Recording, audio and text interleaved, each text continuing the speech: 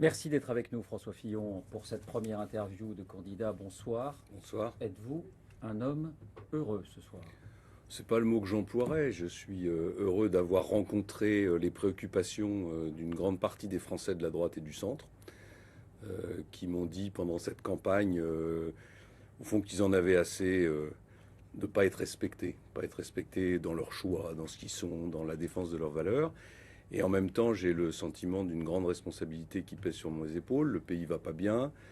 Le quinquennat se termine un peu en pantalonnade, avec le risque d'une crise politique qui viendrait s'ajouter à une crise économique et morale. Et évidemment, ça représente une responsabilité très lourde. Mais quoi qu'il advienne, quand on a connu les épreuves, les déconvenues parfois, et même de temps en temps la condescendance, est-ce que la victoire n'a pas une saveur particulière? Est-ce qu'il n'y a pas un sentiment d'accomplissement déjà à ce stade?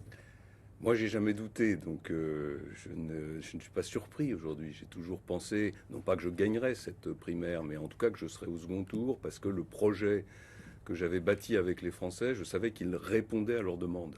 Et je pense que ce qui a peut-être manqué aux autres candidats, c'est ce travail de longue haleine fait auprès du pays. Et donc voilà, j'ai pas de surprise. J'ai tracé ma route. Je savais à peu près où j'allais arriver. Vous ne marchez pas sur l'eau. Non, et la seule surprise que j'ai, c'est que le score est plus élevé que ce que j'avais imaginé, ce qui me donne évidemment à la fois plus de responsabilité, mais aussi plus de force. Pendant des mois, vous avez été protégé d'une certaine manière parce que vous n'étiez pas favori. Maintenant que vous êtes en pleine lumière, vous êtes exposé et pris pour cible aussi. Je voudrais vous montrer cette une de journal, celle de Libération il y a quelques jours, qui vous représente en Margaret Thatcher au masculin. Est-ce que vous assumez toujours la comparaison avec la Dame de Fer? J'assume la comparaison avec toutes les personnalités politiques dans le monde qui ont réussi à redresser leur pays. Voilà. Donc je ne me compare pas du tout à Madame Thatcher pour des tas de raisons. Vous n'êtes pas son héritier. Mais on aurait pu me reproduire en Schröder, en Renzi, voilà. Ce que je veux faire, c'est redresser le pays. Et ce qu'il faut reconnaître à Madame Thatcher comme à Monsieur Schröder, c'est que avec leurs méthodes, avec leurs réussites et leurs échecs, ils ont quand même réussi à remettre debout des pays qui se Avec portaient plus mal. d'inégalités aussi, beaucoup plus Oui, mais pour enfin, il faut se Margaret souvenir Thatcher. que l'Angleterre d'avant Margaret Thatcher était une Angleterre qui était complètement à l'arrêt. Les entreprises partaient par pans entiers. Il y avait une situation que je connais bien, d'ailleurs, parce que c'est un pays que je connais, mon épouse étant britannique, et elle a réussi par quelques réformes structurelles à remettre le pays debout. Et on peut dire la même chose de M. Schröder. Je rappelle qu'on disait que l'Allemagne était le pays malade de l'Europe. Bon, aujourd'hui, le pays malade de l'Europe, on le regarde avec envie. Dans cette nouvelle phase où vous allez devoir rassembler, et notamment vers le centre, est-ce que vous allez, maintenant que la primaire est terminée, infléchir votre programme? Non. Pas du tout. Non, non, je suis évidemment ouvert au débat avec les centristes, avec tous ceux d'ailleurs qui voudront me rejoindre dans cette campagne pour l'élection présidentielle. Mais moi, je ne suis pas candidat pour m'asseoir dans un fauteuil à l'Élysée et attendre que le temps passe. Je suis candidat pour redresser mon pays.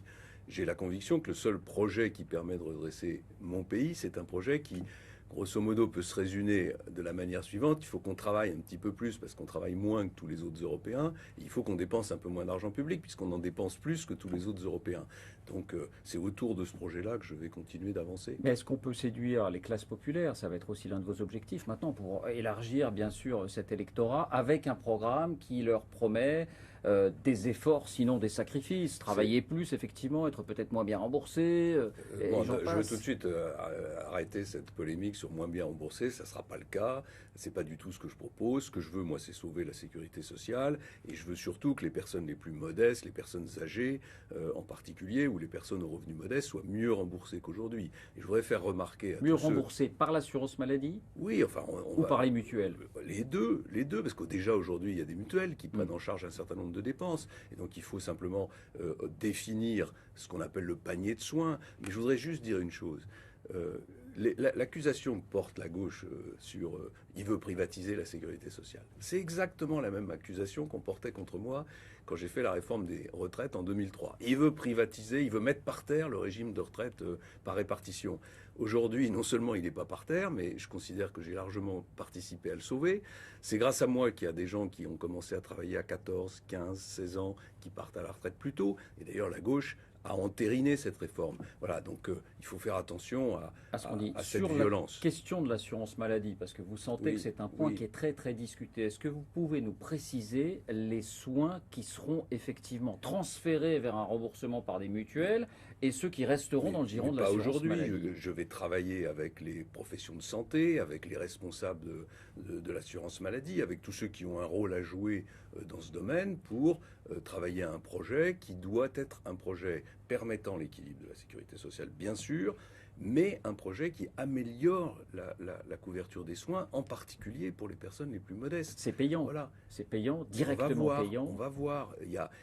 L'objectif, c'est de regarder s'il n'y a pas sur certains types de soins des personnes qui ont des revenus convenables qui peuvent participer un peu plus. Aujourd'hui, il y a énormément de franchises, il y a énormément de tickets modérateurs qui sont pas très justes, qui sont pas très lisibles. Donc je voudrais remettre de l'ordre dans tout ça. Mais je le dis ce soir devant tous ceux qui nous regardent, je prends l'engagement de faire en sorte que toutes les personnes qui doivent être protégées, toutes les personnes qui ont des revenus modestes ou moyens, ne soient pas moins remboursées demain qu'aujourd'hui. Mais pour en terminer là-dessus, dans votre esprit, c'est une dimension marginale du système de santé qui sera confiée aux mutuelles, où il peut y avoir des pans importants des soins. Absolument, et par qui ailleurs, je seront affectés. propose aussi de mettre en place un organisme pour assurer la tutelle des mutuelles, le contrôle des mutuelles, parce que je pense qu'il y a aussi un risque de voir une évolution du rôle des mutuelles qui ne correspond pas à l'idée que je me fais, et de la liberté des médecins, et de la justice en termes de remboursement.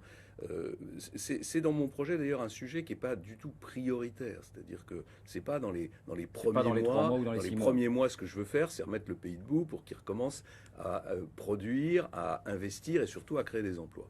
Et on aura ce débat de manière très démocratique avec l'ensemble des parties prenantes, parce que la sécurité sociale, j'y suis extrêmement attaché.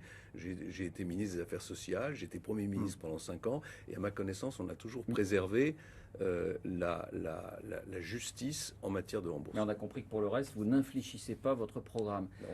Vous êtes maintenant le patron de la droite et vous allez mettre la machine en ordre de bataille.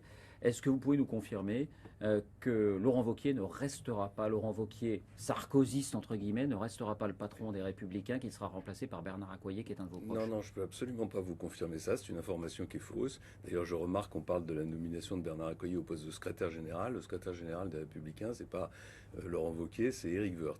Je suis en train de consulter. J'ai rencontré Éric Woerth, Laurent Wauquiez et beaucoup d'autres aujourd'hui.